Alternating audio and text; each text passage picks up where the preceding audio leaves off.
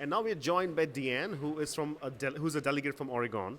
Deanne, what do you make about this convention? We've heard from a lot of leaders. What's your sense of the convention and the campaign at this point in time? Well, one thing I've noticed is the diversity of the delegates. We are trying to show an inclusive convention filled with everyone from all across the country, not just one group. The unity is very evident, and the convention is just electrifying. It's just it's magical. You were telling me that you were in India last December. We are from India, of course. I mean, what did you make of the country right now? I mean, you went to a couple of places. Tell us more about your India trip and your India Connect, because Kamala Harris is also from India. Like, she has Indian heritage. Yes. Actually, I'm an immigration attorney in Portland, and I had one of my clients invite me to his wedding in Bangalore. So I was able to go visit the northern part of India, New Delhi, Agra, and Jaipur, which I just loved. And then I went down to Bangalore for the wedding. I was just so impressed with the people. They're so full of joy. And that's what you see in Kamala. She is, as they say, a joyful warrior. And I think that her Indian connection really shines through. One last question. There are still independent voters left, who haven't decided who they're going to vote for. What would you tell to the independent voters who haven't made up their mind yet? I always ask people, what has your president done for you? Something that has personally impacted your own life. And then that will maybe help you make the decision of who to vote for. But I also think that we need to look at being an inclusive country. America is full of people from all over the world. As an immigration attorney, I obviously know that. And we want to have an inclusive country. And that is why people should vote for Kamala Harris and Tim Walz. Thank you so much.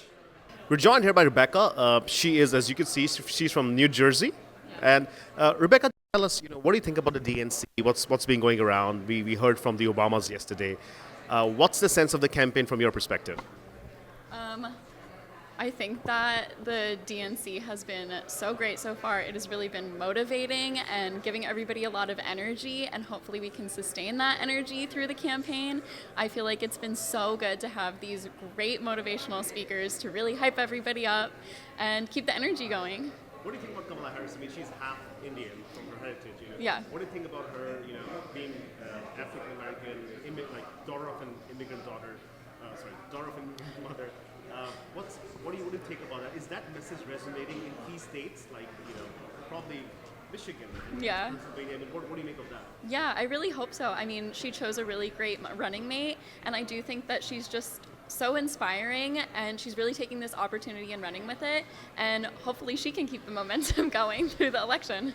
And have you thought about if Trump wins? I mean, what would America look like if he wins?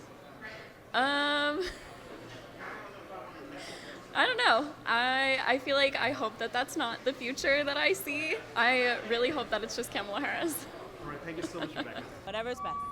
And now you're from New Jersey, right? So we're joined by Anna Maria Hill from New Jersey. Anna, thank you so much for doing this. Absolutely. You've been here for the last 3 days now. Yes. This is the third day. What do you make about the DNC and the campaign right now?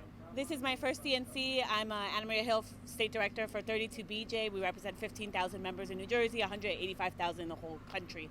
And it has just been so inspirational. I mean, all from seeing Hillary Clinton to seeing Michelle Obama last night to seeing Barack Obama, I just walked away feeling so incredibly inspired and just feeling like it's not just the talk, but it's all about what are we going to do next and how are we going to get there. And so 76 days until the election, we need Harris in office, we need Walz in office. And so now it's just how do we communicate this energy, this incredible energy tonight to the rest of the 76 days? How do we get Harris to the finish line? And I'm excited, I'm thrilled, and we are mobilizing our members. We are door knocking in battleground states.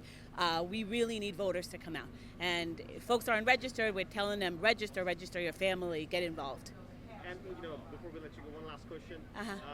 What do you make about the chances races in November in sense of, do you think Trump could still win?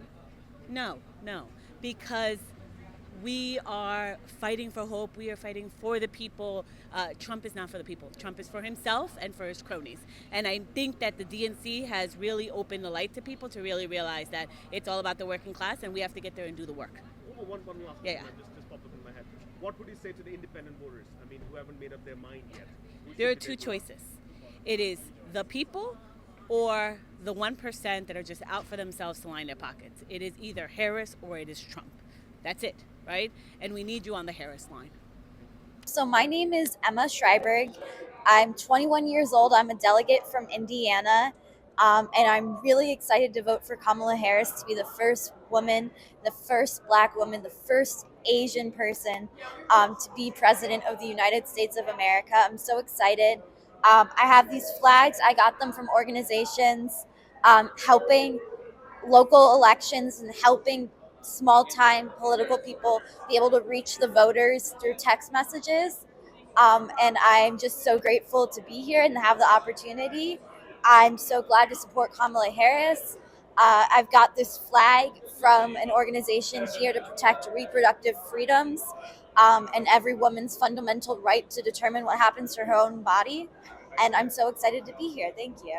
What about some of the issues that are important to the voters in the U.S.? I mean, not only to Democratic voters, but the voters in the U.S. What are those topics that you think will resonate with, especially with the independent voters? Yeah, I think some of the biggest issues on the table today are abortion access and reproductive health care, healthcare in general, making it affordable for the people. We need to address the issue of gun control and put in common sense laws so our kids don't have to go to school scared for their lives. I volunteer at a local preschool, and right in every single room there are signs about what to do if an active shooter comes, and that we have to think about those things with the kids, and it's really heartbreaking. So I'm for a party that has comprehensive gun control laws, and I think that's really important to a lot of voters.